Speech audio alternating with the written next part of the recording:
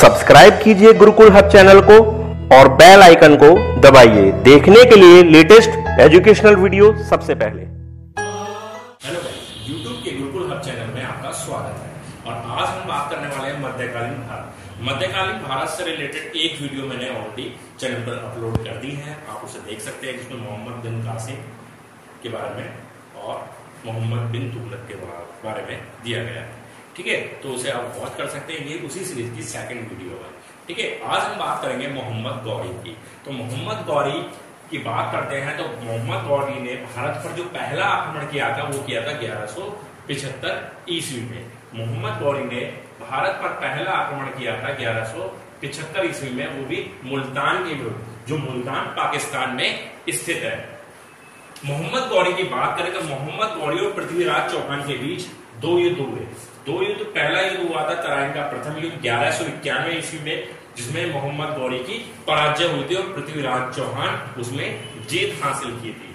और तराइन का दूसरा युद्ध हुआ था 1192 ईस्वी में, जिसमें पृथ्वीराज चौहान की पराजय हुई थी। और इस पराजय के साथ ही पूरी तरह से भारत से ये मान के चलिए कि आप पूरी तरह से जो हिंदू वंश हुआ करते हैं उनका पूरी तरह से अंत हो गया था।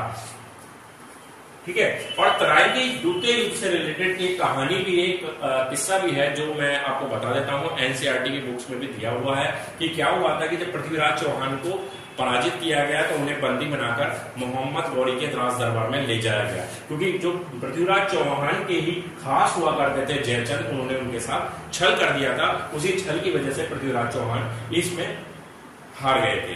ठीक है, तो हुआ क्या था, जब उन्हें बंदी बनाकर मोहम्मद गौरी के सामने ले जाया गया, उन्हें घुटने के बल बैठा दिया गया, उनकी दोनों आंखों में गरम सलाख डाल दी गई थी, आंखों से बिल्कुल अंधे हो गए थे, उनके दोनों हाथ पीछे से बांधकर घुटने के बल उन्हें बैठा दिया गया था। तो पृथ्वीराज चौहान के दरबारी कवि हुआ करते थे चंद्रवरदाई, वो भी वहां पर मौजूद थे। ठीक है, जयचंद भी वहां पर मौजूद थे, पूरी सभा लगी हुई थी। तो जैसे कि एक मरने वाले की आखिरी इच्छा को पूछा जाता है, वैसे ही मोहम्मद गौरी ने पृथ्वीराज चौहान से उसकी आखिरी इच्छा पूछी कि आपकी आखिरी इच्छा क्या है। तो तब उन्होंने कहा मुझे एक धनुष बाण लाकर दीजिए। पृथ्वीराज चौहान जो थे उन्हें शब्द वेदी बाण चलाने के में महारत हासिल थी। तो हुआ क्या कि चंद्रवरदाई ने एक कविता सुनाई, जो आपको एनसीईआरटी की बुक में मिल जाएगी, बिल्कुल शब्द वेदी बाण चलाने के ऊपर एक कविता है। तो उस कविता के आधार पर उन्होंने एक ऐसा अपना निशाना साधा, लेकिन ऐन वक्त पर जयचंद ने, जो सभा का घंटा होता है, सभा को समाप्त करने के लिए और शुरू करने के लिए जो घंटा होता है वो बजा दिया। तो उससे क्या हुआ, जो पृथ्वीराज चौहान का कंसंट्रेशन था, पूरी तरह से जो ध्यान था वो पूरी तरह से भंग हो गया, और जो तीर था वो निशाना चूक गया और वो मोहम्मद गौरी के मुकुट से जा टकराया। तुरंत मोहम्मद गौरी को आभास हुआ, अपनी मृत्यु को इतना निकट से गुजर जाने के बाद उन्होंने तुरंत उठ खड़े हुए और अपनी तलवार से पृथ्वीराज का सर धड़ से अलग कर दिया। तो ये किस्सा कहानी हुआ करता है, जो आपको एनसीईआरटी की बुक में मिल जाएगा, वहां से आप पढ़ सकते हैं। ठीक है, तो ये पृथ्वीराज चौहान और मोहम्मद गौरी के बीच हुए दो युद्धों के बारे में वर्णन है। ठीक है, उसके बाद बात करते हैं मोहम्मद गौरी ने दिल्ली और अजमेर पर कब्जा कर लिया।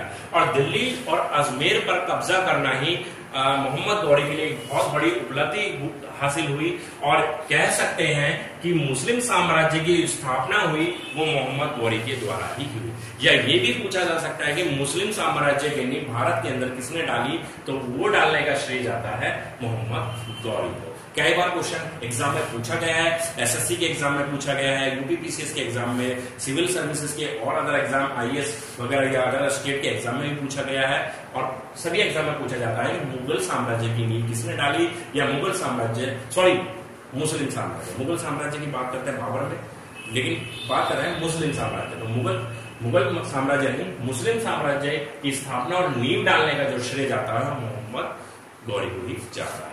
ठीक है, आगे चलते हैं। 1194 ईस्वी में चंदावर के युद्ध में जयचंद, जो वही जयचंद जिसने पृथ्वीराज चौहान के साथ छल कर दिया था, तो वही होता है कि ऐसा इंसान कभी किसी का सगा नहीं होता, और अंततः उन्हें भी, जयचंद को भी मोहम्मद गौरी से युद्ध लड़ना पड़ा और उसमें जयचंद को हार प्राप्त हुई। तो 1194 ईस्वी में चंदावर के युद्ध में जयचंद को हराया।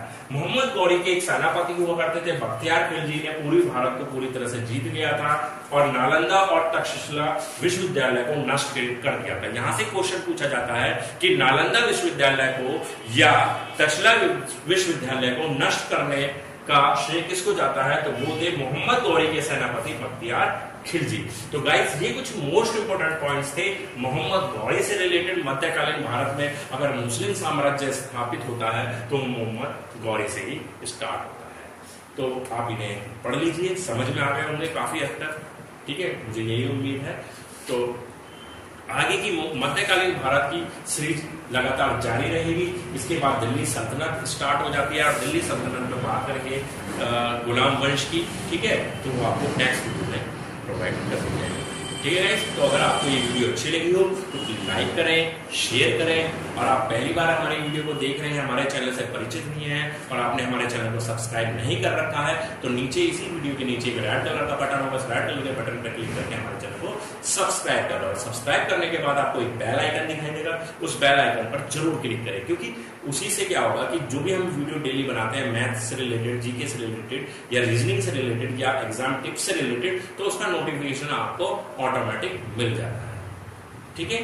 धन्यवाद।